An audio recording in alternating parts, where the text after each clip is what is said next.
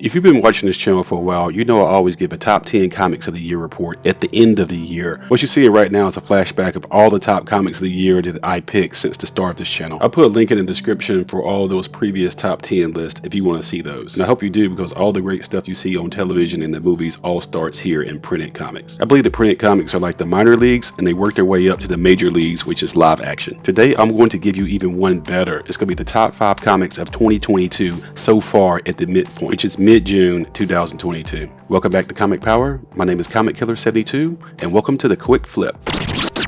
This is the program where I go over comic book industry news in a short period of time. Alright, let's get right into it.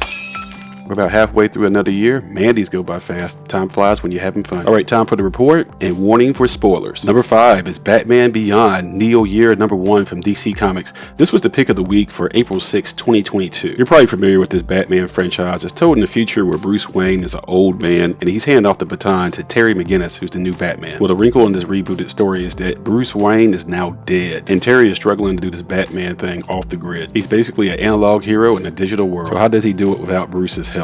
That's the challenge here. Batman fans like myself really want to see this version of Batman adapted into live action. And bring back Michael Keaton, of course, and he's now age appropriate for the role. Hey, once Batman, always Batman. Number 4 is Breakout number 1 from Dark Horse Comics. This was the pick of the week for April 13th, 2022. This is a very underrated sci-fi story about aliens that show up and start abducting young people between the ages of 11 and 20 years old. They don't communicate with the people of the Earth. They give us no clue of their intention and what they're going to do. It's just a big giant orb in the sky and it's sucking up young people randomly. The biggest powers in the world, like the United States and China, are powerless to stop it. Our biggest weapons do nothing to it. And eventually life just goes on with this impending doom in the sky. But one day a teenager whose younger brother is an abductee recruits some other teens to try to find a way to fight back. And they're like, hey, if the government and the adults have given up, then we won't. We will fight. Number 3 is Knighted number 1 from AWA Studios. This came out so late in 2021 that I'm counting it for 2022 because nobody was paying attention. I know I wasn't, but I missed a good one, so I went back and got this. Knighted is both a spoof and a love letter to the Batman franchise. I mean, just look at the cover. It's a swipe from The Dark Knight Returns by Frank Miller, one of the most famous miniseries about Batman ever. This is part 1 of a 5-part miniseries about a meek paper pusher who by accident kills the city's protector and vigilante named the Knight. And when he finds out that the city's going to turn into chaos and overwritten by crime,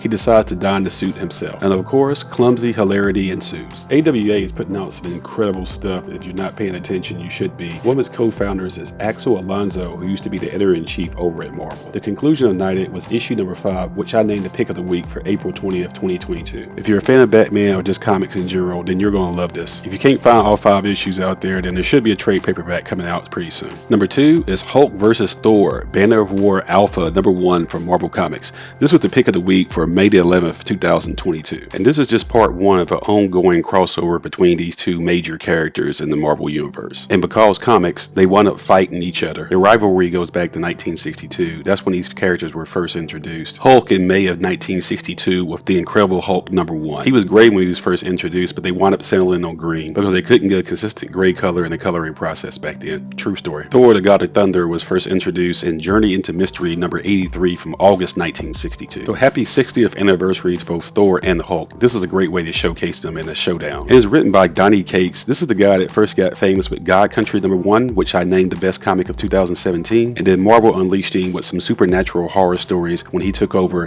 Thanos, which gave us the Cosmic Ghost Rider, Venom, and of course redefining Thor as well. This is a no-brainer that should be in your collection for any comic fan. And the number 1 comic of the year so far at the June 15th midpoint is Duel number 1 from Bliss on Tap. You probably never heard of this series in this small tiny publisher, but this is phenomenal. It's the story of an FBI agent who's investigating a website called Duel.global, where real life people can actually challenge each other to an actual duel in real life. And it's treated like sports gambling, where wagers are put up on who they think will win.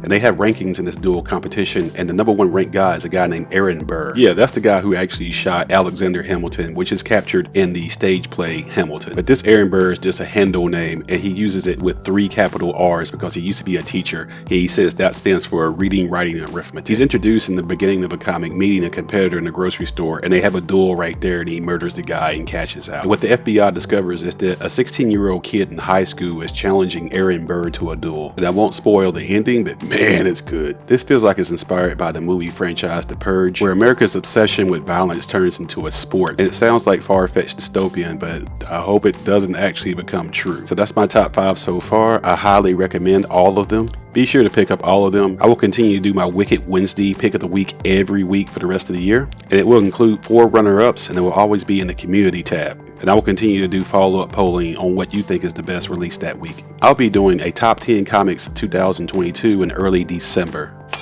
Before I close, I just want to let you know that Doctor Strange Part 2 is on its way to $1 billion. At the time I make this video, it's right around about $930 million. It's another big hit for Marvel and the unstoppable juggernaut that's called the MCU in their 28th film. And I just want to address you culture warriors who get mad at anything gay related, considering the LGBTQ references with America Chavez, who has 2 mothers and was wearing a Progress Pride flag through the entirety of the movie. Guess what? You lose. You've been saying that idiotic phrase of go woke, go broke. Well, Doctor Strange 2 has all the wokeness that you've been complaining about, and it's about to make $1 billion. And it's about to break that $1 billion mark right in the heart of Pride Month in the month of June. So all of you who are practicing this passive-aggressive bigotry, you lose. All of us that believe in diversity and inclusion, we win, and this proves it.